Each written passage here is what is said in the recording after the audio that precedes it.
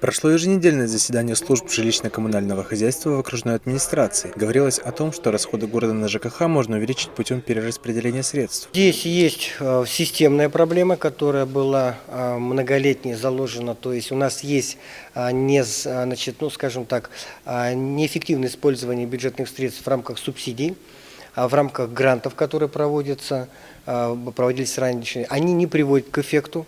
Ну, например, если мы потратили 1 миллион 600 тысяч рублей на охранную пожарную сигнализацию, то мы сегодня получили эффект спасенных 18 домов за этот период.